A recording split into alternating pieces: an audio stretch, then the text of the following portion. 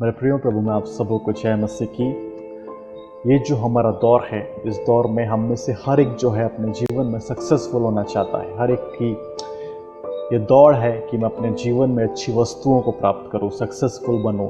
चाहे आत्मिक रूप से सक्सेसफुल बनूं या सांसारिक रूप से सक्सेसफुल बनूं, लेकिन हर एक की एक ख्वाहिश है कि मैं अपने जीवन में सक्सेसफुल बनूं। कोई भी जो है अनसक्सेसफुल इस जीवन में नहीं होना चाहता। और मेरे प्रियो, मैं आपको बताना चाहता हूं कि ये जो शब्द है अनसक्सेसफुल और सक्सेसफुल, इन दोनों के बीच में मात्र अंग्रेजी भाषा के 2 लेटर्स का अंतर है, 2 अक्षरों का अंतर है। पहला लेटर है यू और दूसरा लेटर है एन। अगर सक्सेसफुल में हम यू और एन को जोड़ दें तो वर्ड बनता है अनसक्सेसफुल, या फिर अनसक्सेसफुल में से हम यू और एन को हटा दें तो वर्ड बनता है सक्सेसफुल। मेरे प्रियो, देखने में और विचार करने में ये एक निगलेक्ट कर देने योग्य अक्षर है। इनका हो सकता है कि हमारे जीवन में कोई इम्पोर्टेंस नहीं हो, लेकिन जब ये 2 अक्षर किसी वर्ड के साथ जुड़ जाते हैं, किसी शब्द के साथ जुड़ जाते हैं, तो काफ़ी डिफरेंस पैदा करते हैं। जैसा डिफरेंस वर्ड सक्सेसफुल और अनसक्सेसफुल के बीच में है। एक शब्द जो है किसी को गरीब बना देता है और एक शब्द जो है किसी को अमीर बना देता है। अगर व्यक्ति सक्सेसफुल है तो हाई क्लास कहलाता है और अनसक्सेसफुल है तो लो क्लास कहलाता है। ये जो है अक्षरों का खेल, ये इंसान को ऊंचा बना सकता है और किसी इंसान को नीचा बना सकता है। मेरे प्रियो, ये 2 वर्ड जो हैं किसी को पावरफुल बना सकते हैं और किसी को वीक बना सकते हैं। किसी को चट्टान की चोटी पर ले जाकर बैठा सकते हैं और किसी को गड्ढे में ले जाकर गिरा सकते हैं। ये जो 2 वर्ड हैं ये इंसान के जीवन को बदल सकते हैं मेरे प्रियो। और आज हम सीखेंगे बाइबल में से किस प्रकार ये जो 2 अक्षर हैं यू और एन, ये हमारे जीवन को अनसक्सेसफुल बनाते हैं, हमारे जीवन में हमें आगे नहीं बढ़ने देते हैं। पहला जो अक्षर है, पहला जो लेटर है वो है U. U means the untake decisions, अनअपेक्षित निर्णय, ऐसे डिसीजंस जो हम नहीं लेना चाहते या हम ले तो रहे हैं लेकिन हमें नहीं पता कि उनका खामियाजा हमको क्या होगा, उनका रिजल्ट हमको क्या मिलेगा, लेकिन फिर भी किसी के इन्फ्लुएंस में आके, किसी की प्रेरणा में आके हम इन अनटेक डिसीजंस को अपने जीवन में लेते हैं मेरे प्रियो। और ये डिसीजंस जो है हमारे जीवन को सक्सेसफुल से अनसक्सेसफुल बना देते हैं। बाइबल हमें बताती है मेरे प्रियो, लूका रचित सुसमाचार उसका 23 अध्याय और उसकी 18वीं आयत में, जहाँ परमेश्वर का कलाम इस प्रकार लिखा है, तब सब मिलकर चिल्ला उठे, इसका काम तमाम कर और हमारे लिए बरअब्बा को छोड़ दे। मेरे प्रियो, हम सब जानते हैं कि हमारे प्रभु यीशु मसीह को जिस जगत में उद्धारकर्ता के रूप में आया था, लोगों ने सूली पर चढ़ाया।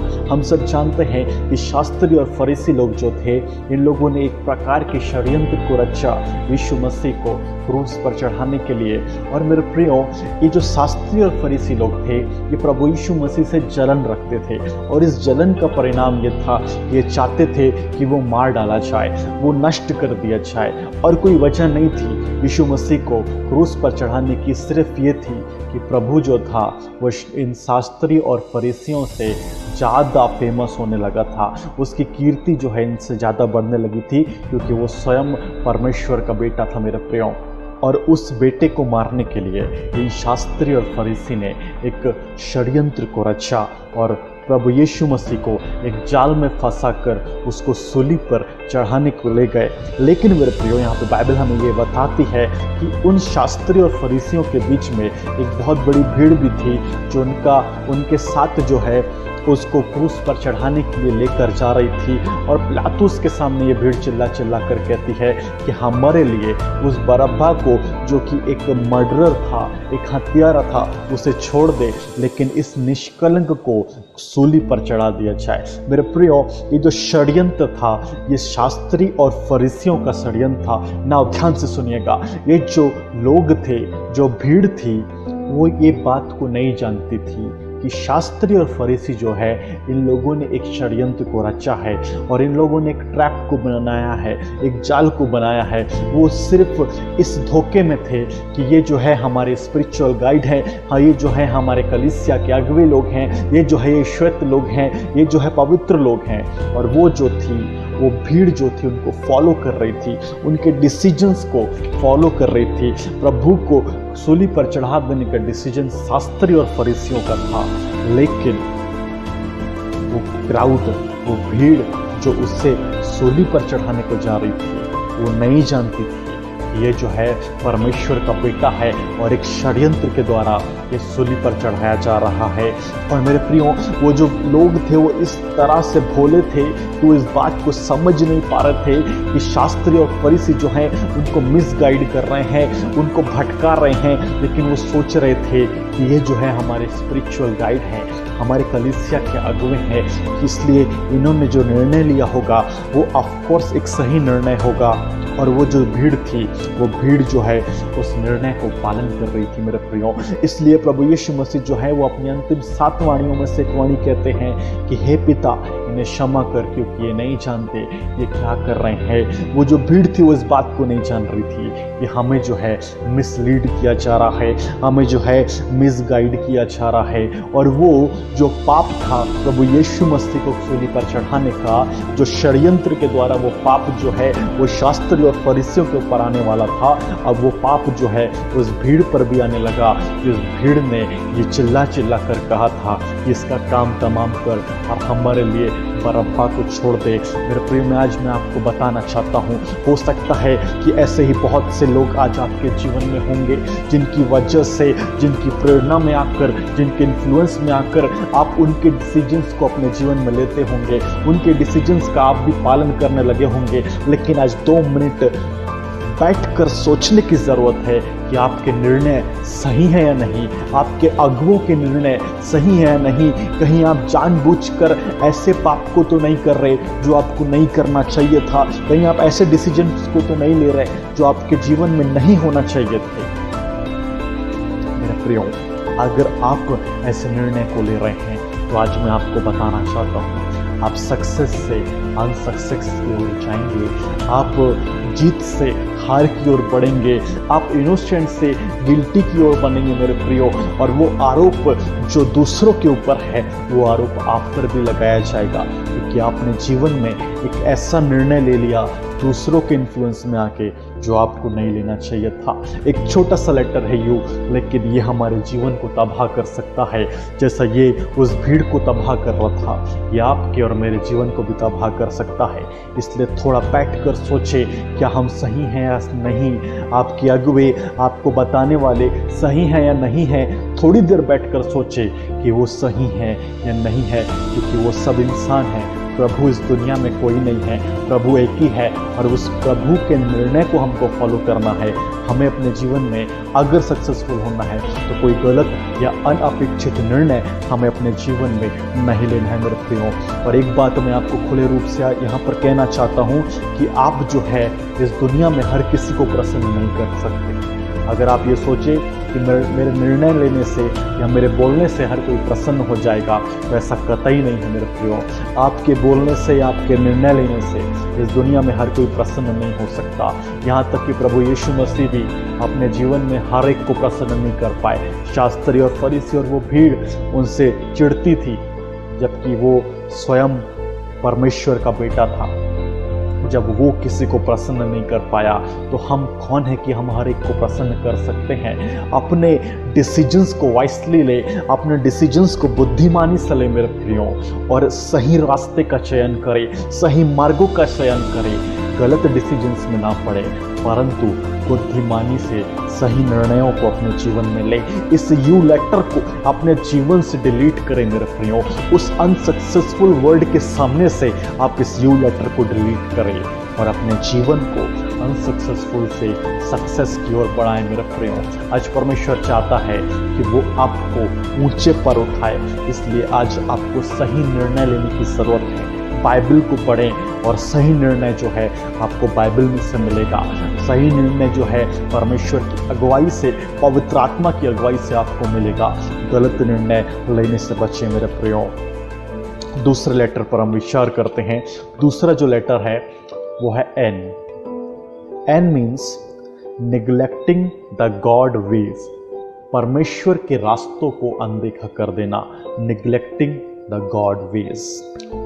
मेरे प्रियो, हम सब जो हैं अपने जीवन में जानते हैं, हम पर्याप्त वयस्क हैं इस बात को जानने के लिए कि हम क्या कर रहे हैं वो सही हैं या नहीं है। हम सब जानते हैं कौन से रास्ते सही हैं। हम सब जानते हैं कि जितने अच्छे रास्ते हैं वो प्रभु के रास्ते हैं, और जितने भी गलत रास्ते हैं वो शैतान के और गलत कामों के रास्ते हैं। हम सब जानते हैं कि अल्कोहलिज्म हमारे किडनी को, हमारे लिवर को फेल कर सकता है। हमारे पिता माता हमें बताते हैं, गवर्नमेंट इतने अवेयरनेस प्रोग्राम चलाती है अल्कोहलिज्म के लिए, ड्रग एडिक्शन के लिए, लेकिन फिर भी आज 80% लोग हमारी इस दुनिया में अल्कोहलिज्म के, ड्रग एडिक्शन के शिकार हैं। जानते हुए भी कि सही क्या है, हम सही को निग्लेक्ट करते हैं, अनदेखा करते हैं और गलत चीज का चयन करते हैं, गलत चीज को अपना लेते हैं।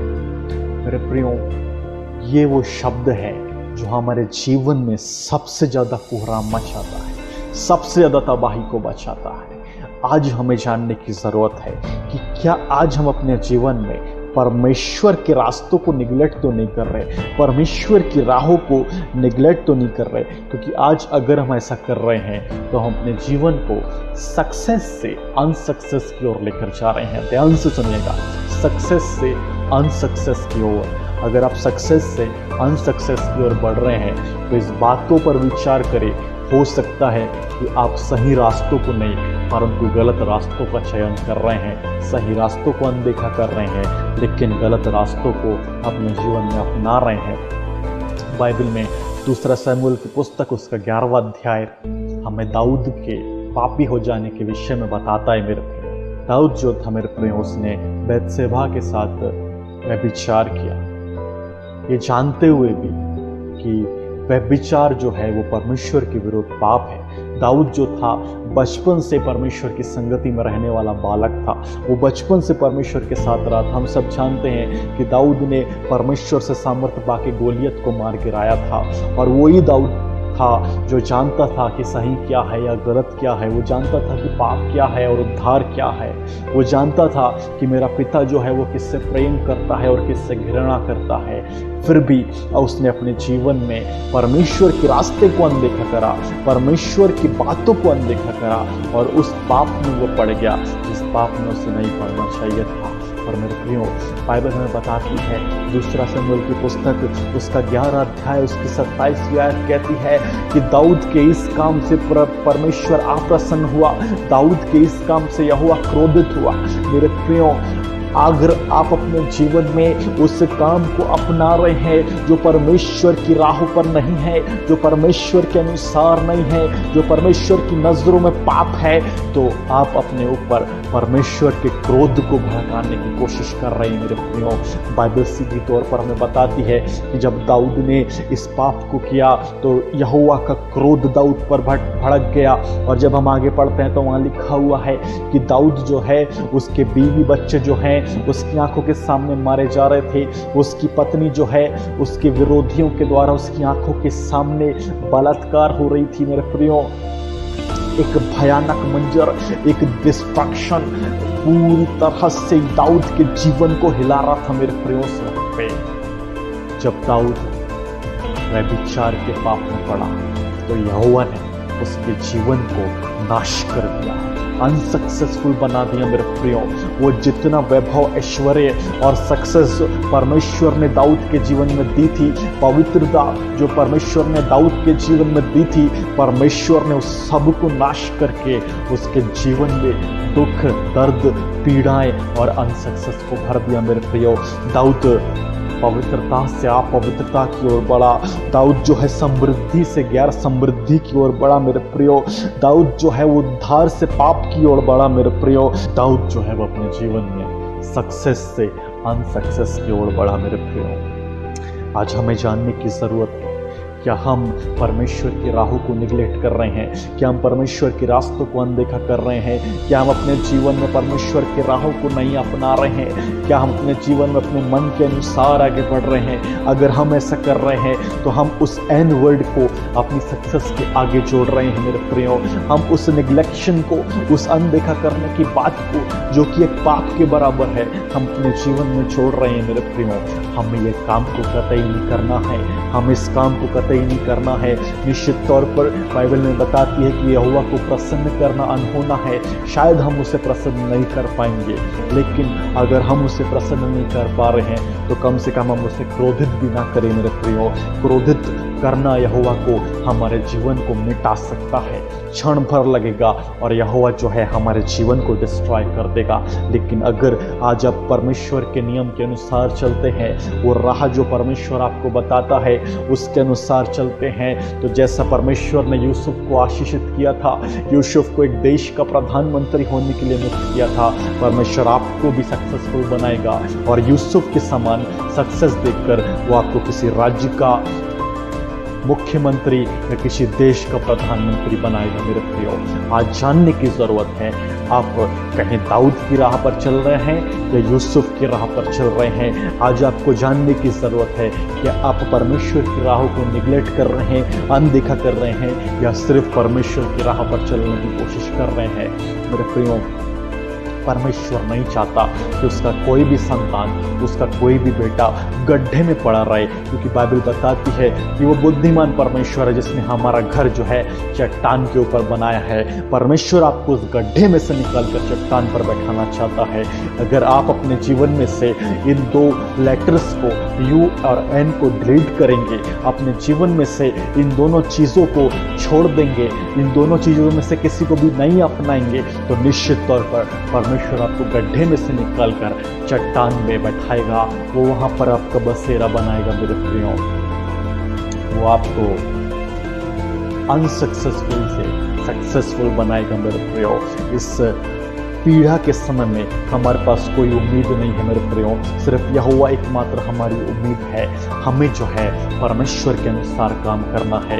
अगर आपको सक्सेसफुल होना है तो अपने जीवन में किसी भी प्रकार से अनपेक्षित निर्णय को नहीं लेना है और किसी भी प्रकार से किसी दूसरे के बहकावे और भटकावे में आकर गलत चीज़ों में नहीं पड़ना है और किसी भी प्रकार से हमें परमेश्वर की राहों को अनदेखा नहीं करना है। जो पाप है उसे छोड़े और जो सच्चा है, जो सत्य है, जो अच्छा है उसे अपनाए मेरे प्रियो। छोटी सी बात है और वो ये है, stop neglecting and start accepting. अपने जीवन में से अच्छी बातों की अनदेखी बंद करें और उन्हें अपने जीवन में स्वीकार करना शुरू करें। जब आप ऐसा करेंगे मेरे प्रियो तो निश्चित तौर पर आप अनसक्सेस से सक्सेस की ओर बढ़ेंगे। आप अपने जीवन में से उन दो वर्ड्स को डिलीट करेंगे जो इस वक्त आपको रोके हुए हैं। परमेश्वर इन सब वचनों के द्वारा आप सबों को आशीष दे। आमीन।